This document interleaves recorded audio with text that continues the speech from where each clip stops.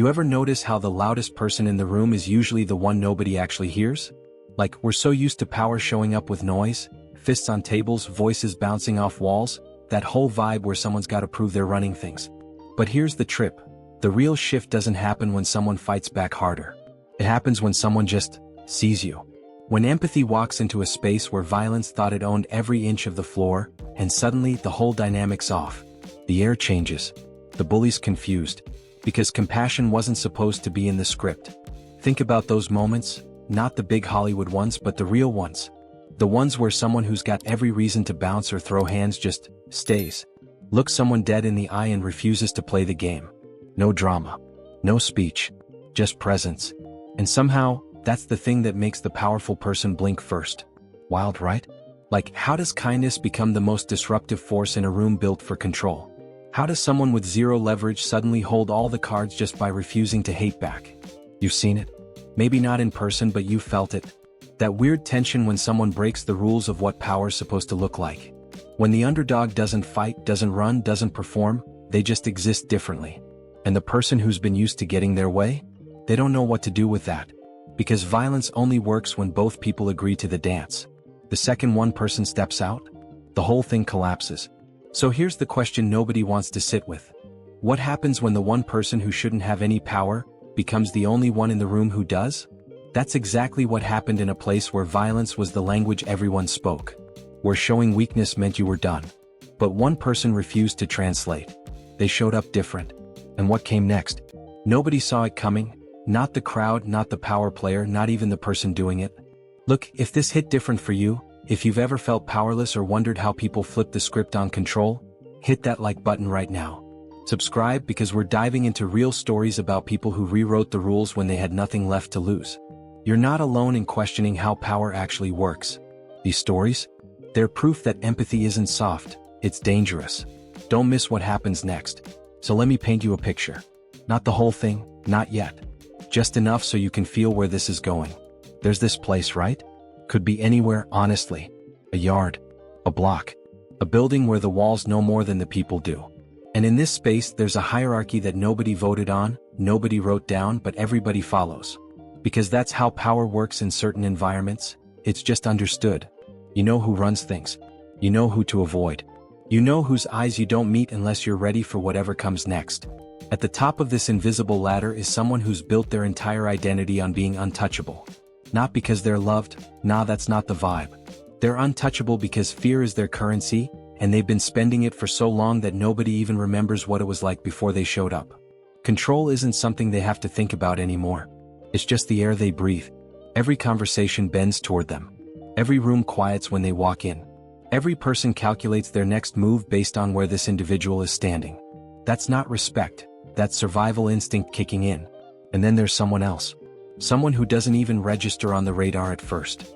They're not trying to be invisible, but in a place where noise equals relevance, silence makes you a ghost. This person doesn't have allies. Doesn't have a reputation. Doesn't have the kind of presence that makes people turn their heads. They're just there. Existing in the margins of a system that wasn't designed with them in mind. They're the kind of person who gets talked over, walked past, dismissed before they even open their mouth. Not because they're weak, but because in this ecosystem, empathy reads as weakness. Kindness looks like vulnerability. And vulnerability? That's blood in the water. Now here's where it gets interesting. Because in spaces like this, there's always a test. Always a moment where the power structure gets challenged. Not intentionally, maybe, but just by proximity. Someone's in the wrong place. Someone says the wrong thing. Someone looks at someone the wrong way. And the machine that keeps order? It activates. The person at the top doesn't even have to do much. A look. A word. A shift in energy. That's all it takes. Everyone else falls in line because they know what happens when you don't. The invisible person? They've seen this play out 100 times. They know the script. Step back, stay quiet, let the storm pass. That's the smart move. That's survival. But here's the thing about people who live in the margins. They see things that people drunk on power miss. They notice patterns. They clock the moments when the loudest voice cracks just a little. They understand something fundamental that everyone else forgot. Power isn't permanent. It's performed. And the second the performance slips, the whole illusion starts to wobble. So when the moment comes, when tension fills the space and everyone's waiting to see what happens next, This person does something nobody expected. They don't fight. They don't run. They don't perform submission the way they're supposed to. They just stay. Present. Come. Looking directly at the one person everyone else is terrified of. And that's when the air changes. Because in that system, in that hierarchy, the rules are clear. You either dominate or you submit. There's no third option. Except this person just created one. They're not playing the game. They're not refusing to play either. They're just existing outside the framework entirely. And the person at the top? They don't know what to do with that. Violence only works when the other person flinches. Intimidation only lands when fear is the response. But this person isn't giving them that. There's no anger to weaponize. No fear to exploit. Just steady, quiet presence. It's disarming in a way that aggression never could be. Now, I'm not saying this person is some hero who walked in with a master plan. That's not how real life works. They're scared. Of course they are. Their heart's pounding. Their hands might be shaking. But they're making a choice in that moment that most people don't even realize is available. They're choosing to see the other person as human, even when that person has spent years making sure nobody sees them that way. And here's the wild part. When you extend empathy to someone who's built walls specifically to keep it out, those walls don't hold up the way they're supposed to. Because empathy isn't weak. It's not soft. It's actually the most invasive thing you can offer someone who's convinced themselves they don't need it. The powerful person is watching now. Really watching. Not with the casual arrogance they usually carry, but with something else. Confusion maybe. Curiosity. A flicker of recognition that they haven't felt in a long time. Because in this moment they're not being challenged, they're being seen. And being seen is way more destabilizing than being fought. When someone fights you, you know what to do. You've got a playbook for that. But when someone just acknowledges your humanity without flinching, without demanding anything, without trying to win, that hits different. That's the kind of thing that stays with you long after the moment passes. So the room's still tense. Everyone's still watching. But the script that was supposed to play out, the one where power crushes resistance and order is restored, that script isn't running anymore. Something else is happening. Something quieter. Something nobody can quite name. The invisible person hasn't said much. Maybe they haven't said anything at all. But their presence has rewritten the rules of engagement. And now the person who was supposed to be in control? They're the one off balance. They're the one trying to figure out what just happened. Because empathy, real empathy, doesn't ask for permission. It just shows up and changes the chemistry of everything around it. Here's what people don't tell you about moments like this. They're not neat. There's no soundtrack swelling in the background. No one's delivering a speech about love conquering hate. It's messy and awkward and uncomfortable for everyone involved. But it's real. And in spaces where violence is the default language, realness is the most disruptive force you can introduce. The powerful person could still snap. They could still revert to what they know. But something shifted. A crack appeared in the armor. And once you see it, you can't unsee it. Now the invisible person isn't invisible anymore.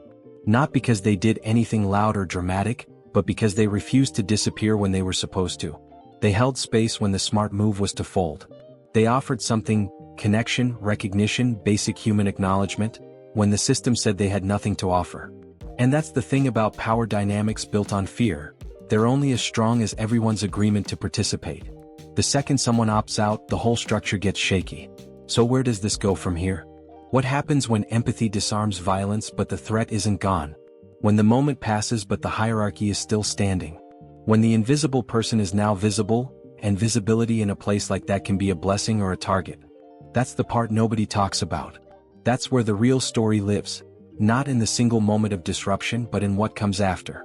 How does the powerful person respond when they're alone later, replaying what happened? How does the invisible person navigate a space where they broke the unspoken rules and now everyone's watching to see what they do next?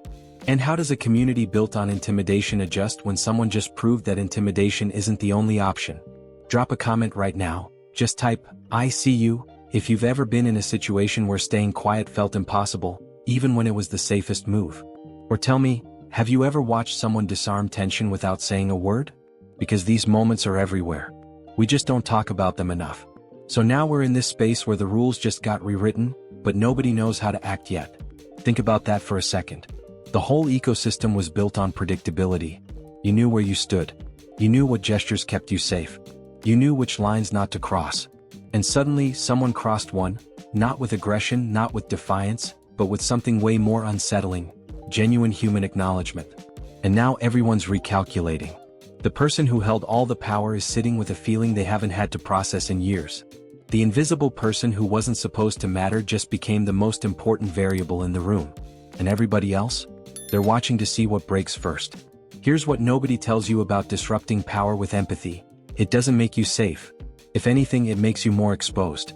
Because when you refuse to play the game, you become unpredictable. And unpredictable people make everyone nervous, including the ones who were rooting for something to change. The invisible person didn't just challenge the powerful one. They challenged the entire social contract that keeps that space functioning. Every person who's been keeping their head down, playing it smart, surviving by staying small, they're all looking at this person now and thinking one of two things. Either, that was the bravest thing I've ever seen, or, that was the dumbest move you could have made and now we're all gonna pay for it. And both of those thoughts can be true at the same time. That's the weight of it. That's the moral trap you walk into when you choose empathy in a violent system. You're not just risking yourself. You're shifting the entire landscape, and not everyone's ready for that shift. Some people have built their survival strategies around staying invisible, around not making waves, around letting the powerful do their thing as long as it's not directed at them. And now someone went and made waves. Big ones. The kind that ripple out and touch everybody whether they wanted to be involved or not. So the powerful person? They're in a weird spot too. Because their whole identity is wrapped up in control, in being the one who dictates the emotional temperature of every interaction. But this person just handed them something they didn't ask for. A mirror. They saw themselves reflected back not as a threat, not as a monster, but as a human being capable of choice. And that's destabilizing in a way violence never is. When someone fights you, it confirms your worldview. You're strong, they're weak, the hierarchy holds. But when someone extends grace, when they look at you and refuse to treat you like the villain you've convinced yourself you need to be, that creates cognitive dissonance. That makes you question the story you've been telling yourself. Now here's the thing about people who've built their power on intimidation. They're often way more fragile than they look. The performance of dominance takes energy. It requires constant reinforcement. You have to keep reminding people why they should be afraid of you, because the second they stop being afraid, the whole thing collapses. And this invisible person just introduced doubt into the system. Not through confrontation, but through presence. Through the radical act of treating someone with humanity when they didn't earn it, didn't ask for it, maybe don't even want it. That's the kind of empathy that haunts you. The kind you can't shake off. The kind that makes you rethink every interaction you've had, every choice you've made, every time you chose violence when another option was sitting right there. But let's be real, this isn't a fairy tale. The powerful person doesn't just melt into a puddle of gratitude and start handing out apologies. That's not how trauma and power addiction work. They might feel something in that moment, confusion, discomfort, maybe even a flicker of recognition, but feeling something and changing behavior are two wildly different things. And that's the gamble the invisible person just took. They offered connection with no guarantee it would be received. They showed vulnerability in a space that punishes vulnerability. They bet their safety on the possibility that underneath all the armor and aggression, there's still a person who remembers what it feels like to be seen. So what happens next isn't clean. It's not a montage of transformation set to inspiring music. It's awkward, intense, and full of false starts. The powerful person might retreat into what they know. They might double down on the intimidation because it's safer than sitting with the discomfort of being humanized. Or they might do something nobody expects. They might hesitate. They might let a moment pass where they would have normally escalated. They might look at the invisible person and choose not to destroy them even though they could. And that hesitation? That tiny crack in the pattern? That's where transformation starts. Not with grand gestures, but with the smallest shift in what feels possible. Meanwhile, the invisible person is now navigating a reality they didn't fully prepare for. Because being seen comes with consequences. Other people in that space are watching them differently now. Some with respect. Some with resentment. Some with fear. Because if this person can disrupt the order, what else might change? The invisible person didn't just challenge one individual. They challenged the idea that power structures are fixed, that hierarchies are inevitable, that the only options are dominate or submit. And that idea is dangerous. Not because it's wrong, but because it's true. And truth in a system built on lies is the most threatening thing you can introduce. Here's the moral dilemma nobody wants to talk about. When you disarm someone with empathy, you're also asking everyone else to do the hard work of reconsidering their own choices. You're making people uncomfortable by showing them that another way existed all along, and they just didn't take it. That's not an easy thing to forgive. Because if empathy was always an option, then what does that say about all the times we chose fear instead? What does that say about the compromises we made, the people we ignored, the harm we tolerated because it wasn't directed at us? The invisible person didn't just change the dynamic between themselves and the powerful person. They changed what everyone in that space has to live with when they look in the mirror. And that's the part of this story that most people miss. We love the moment of disruption. We love the image of someone standing firm when everyone else is running. But we don't talk about what comes after.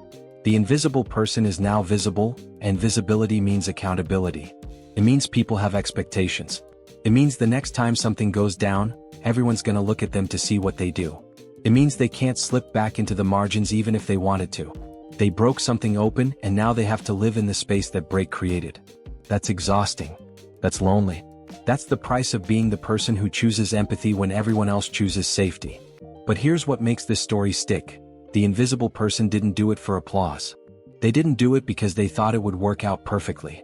They did it because in that specific moment, staying silent felt more dangerous than speaking through presence. They did it because the cost of disappearing one more time was higher than the risk of being seen. And that's real courage. Not the loud kind. Not the kind that gets celebrated immediately. The quiet kind. The kind that shifts the ground beneath everyone's feet without making a sound. So we're left with this. A powerful person sitting with feelings they don't know how to name, an invisible person who's now hypervisible and vulnerable, and a whole community of people trying to figure out if what just happened was a miracle or a disaster. And the answer? Might be both. Because transformation isn't clean. Empathy doesn't fix everything instantly. But it does one thing that violence never can. It opens a door. And once that door is open, you can't pretend you didn't see what was on the other side. Alright, real talk. Comment below and tell me, I've been invisible, if you've ever felt like you didn't matter in a space where power ruled everything. Or just drop, empathy is dangerous, if this whole thing is hitting different for you. Because we're about to get into what happens when that door stays open, and trust me, the ending is not what you think. Stay till the end. You're gonna want to see how this plays out. So here's where things get real. Because what I haven't told you yet is that this moment, this quiet disruption, it didn't happen in a vacuum. There was a reason the powerful person was so locked into their performance of dominance. There was a reason the invisible person chose that exact moment to break pattern. And there were other people in that space who had way more invested in maintaining the status quo than anyone realized. See, power structures don't just exist because one person wants control. They exist because a whole ecosystem benefits from things staying exactly how they are. And when someone threatens that ecosystem, the response isn't just personal, it's systemic. Let me break this down. The powerful person? They weren't just throwing their weight around for fun. They were protecting something. Maybe it was reputation. Maybe it was a position they fought like hell to get. Maybe it was the only identity they had left after everything else got stripped away. When you've built your entire sense of self on being untouchable, on being feared, on being the one nobody messes with, empathy isn't just uncomfortable. It's existential. Because if people stop being afraid of you, who are you? If intimidation stops working, what's left? That's the question haunting them now, and it's making them unpredictable. Not in the explosive way, but in the quiet, calculating way.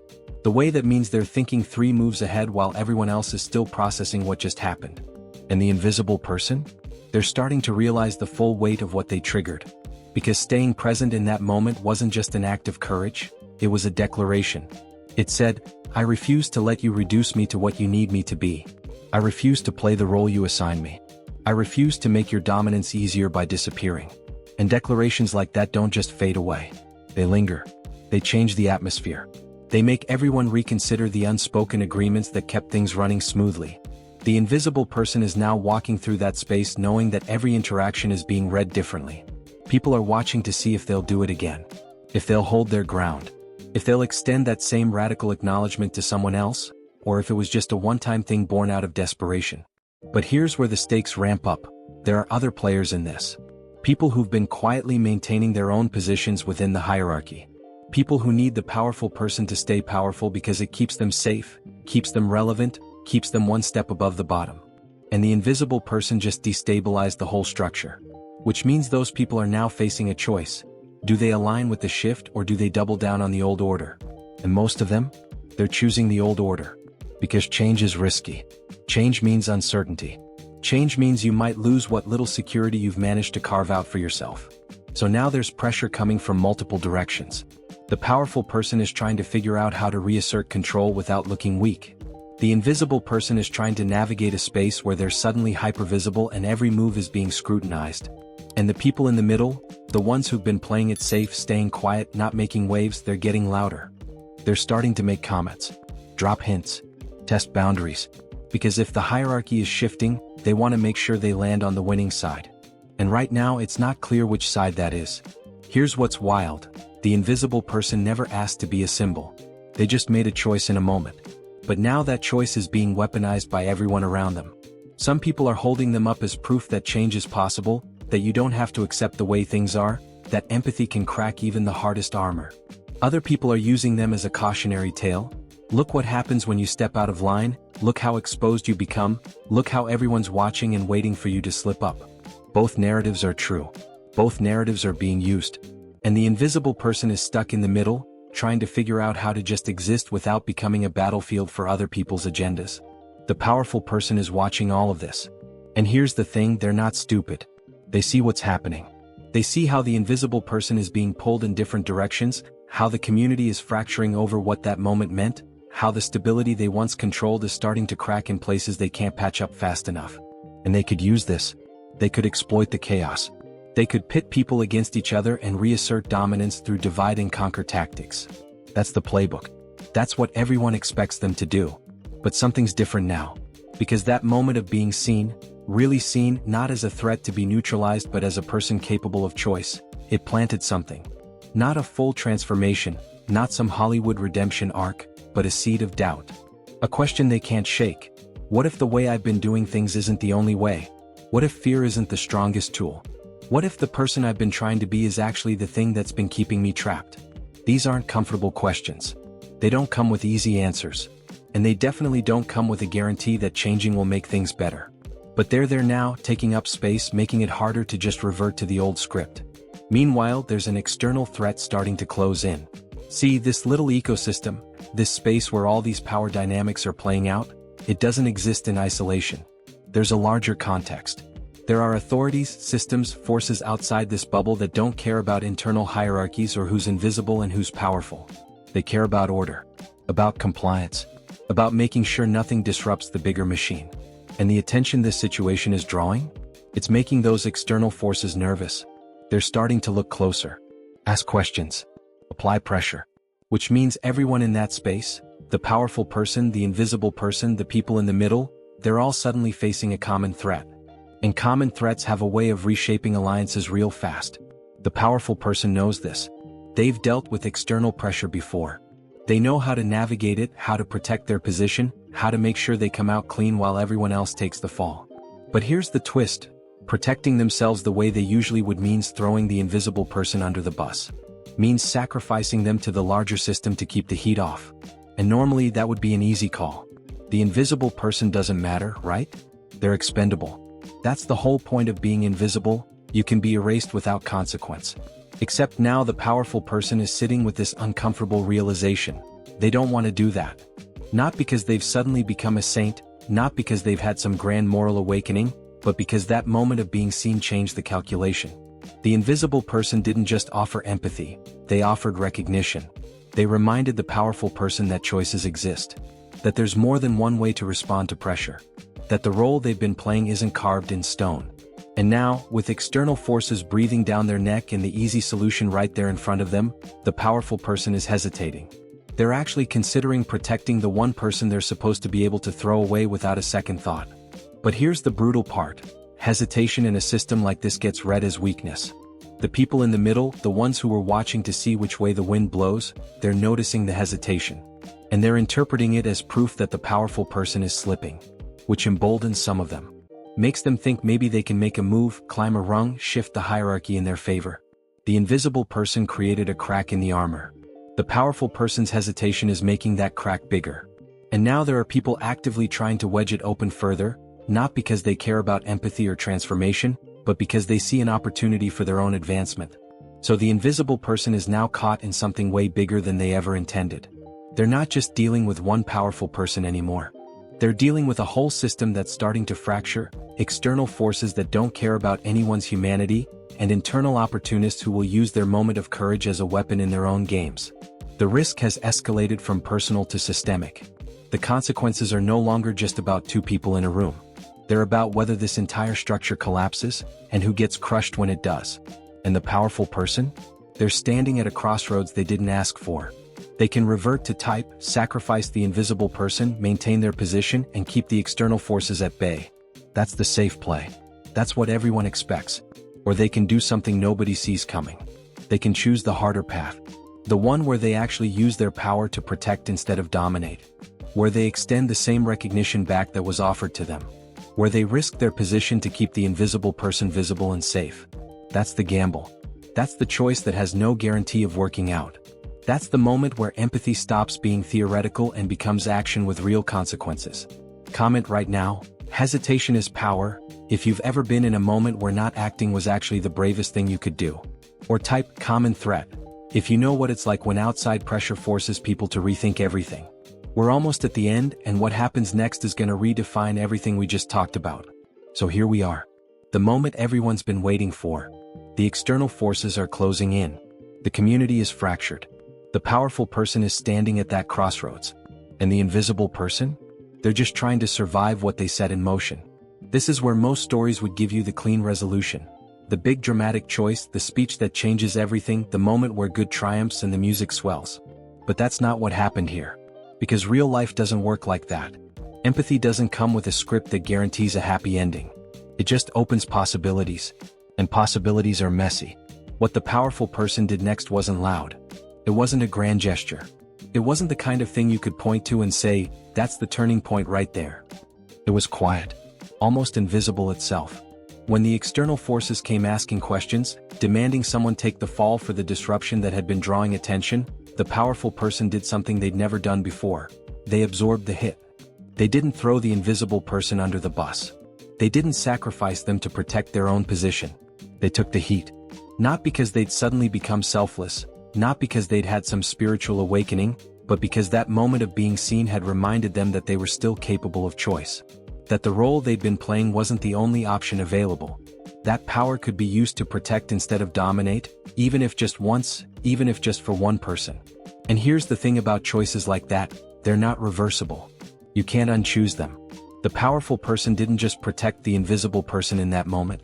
They fundamentally altered their own identity. They proved to themselves that they could exist differently. That the performance of dominance they'd been trapped in wasn't as fixed as they thought. Was it transformation? Maybe. Maybe not. But it was change. Real, uncomfortable, irreversible change.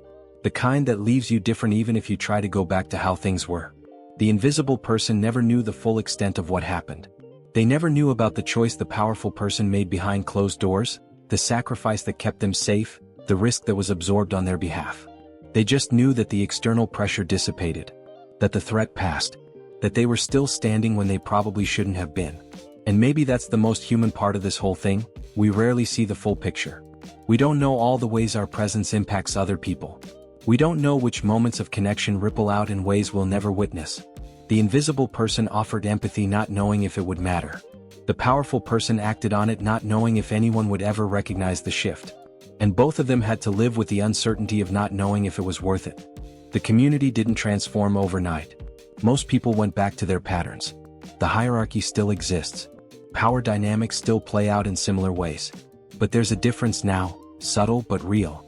People remember that moment. They remember that the script can be broken. That someone can choose differently. That empathy, even when it doesn't fix everything, can crack foundations that seem permanent. The invisible person is still navigating that space, still figuring out how to exist as someone who's no longer invisible but also not powerful in the traditional sense. They're just present, acknowledged. And for someone who spent so long in the margins, that's both liberating and terrifying. The powerful person is different too. They still hold position. They still carry weight. But there's something softer in the edges now. A hesitation that didn't used to be there. Not weakness, awareness. They catch themselves before defaulting to intimidation. They consider other options before falling into the old patterns. They're not perfect. They still mess up. They still revert to dominance when they're threatened or scared. But there are moments now where they don't. where they remember that being seen as human is more valuable than being feared. And those moments, as small as they are, matter. Here's what this story doesn't give you: certainty. It doesn't tell you that empathy always wins. It doesn't promise that choosing connection over control will keep you safe. It doesn't guarantee that the person you extend grace to will change in the ways you hope. What it does give you is proof that the choice exists. That in spaces where violence and intimidation are the default language, someone can speak differently. And when they do, even if nothing dramatic happens immediately, the possibility of transformation enters the room. And possibility is dangerous. Possibility means things don't have to stay the way they are. Possibility means the story isn't finished yet. The invisible person and the powerful person don't become best friends. They don't have some heartwarming reconciliation scene. They just exist in the same space with a different understanding of each other. Sometimes they make eye contact and something passes between them. Recognition, maybe.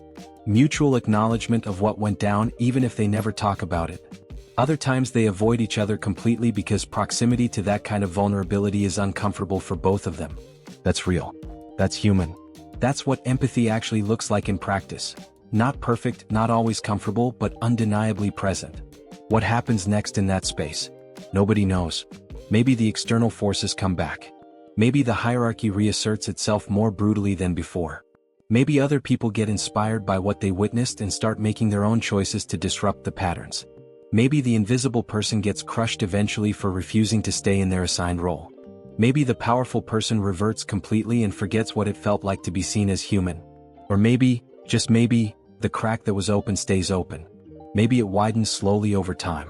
Maybe it creates space for other people to exist differently, to choose connection over competition, to remember that power structures are only as strong as everyone's agreement to participate. The story doesn't end because stories like this don't have endings. They have moments. And the moment we just walked through, the moment where empathy disarmed violence, where the invisible became visible, where the powerful chose protection over domination, that moment is still reverberating. It's still shaping how people in that space move through their days, how they calculate risk, how they decide what's possible. That's the real impact. Not the dramatic transformation everyone wants, but the subtle recalibration of what people believe they can choose. So where does that leave us? With the understanding that empathy in violent systems isn't safe. It's not easy. It doesn't come with guarantees. But it's real. And when it shows up, even once, even for a moment, even without fanfare, it changes the mathematics of what's possible. The invisible person is still learning how to navigate visibility. The powerful person is still figuring out who they are without the armor of dominance fully intact. The community is still fractured and uncertain and trying to make sense of what happened. And all of that is okay. Because transformation doesn't look like resolution.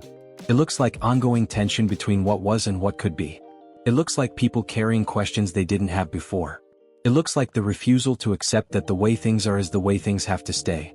And maybe that's the most important part, the refusal. The choice to stay present when disappearing would be easier. The choice to see someone's humanity when reducing them to a threat would be simpler. The choice to risk yourself for the possibility, not the guarantee, just the possibility, that connection might shift something fundamental in a space that's forgotten what connection looks like. That's courage. Not the loud kind. The kind that lives in small moments and quiet choices and the daily decision to show up differently even when the world keeps running on the old rules. The story's not over. It's never over. It's just paused at a place where new possibilities exist, where people are carrying different questions, where the next choice hasn't been made yet. And that open-endedness? That's not a flaw in the narrative. That's life. That's how transformation actually works. Messy, incomplete, uncertain, but undeniably moving. Listen, if this story hit you somewhere deep, if you're sitting with questions you didn't have 30 minutes ago, go watch the video right next to this one. Seriously. It's just as intense, just as real, and it's gonna challenge you in ways you're not expecting. Click it now. And before you go, hit that like button because stories like this need to reach people who are tired of the same old narratives about power. Subscribe because we're not done exploring how empathy disrupts systems that think they're unbreakable. Drop a comment and tell me one word that describes how you're feeling right now. Just one word, whatever comes up. And share this with someone who needs to know that choosing differently is possible, even when it's terrifying. We see you. We're in this with you. And we'll see you in the next video.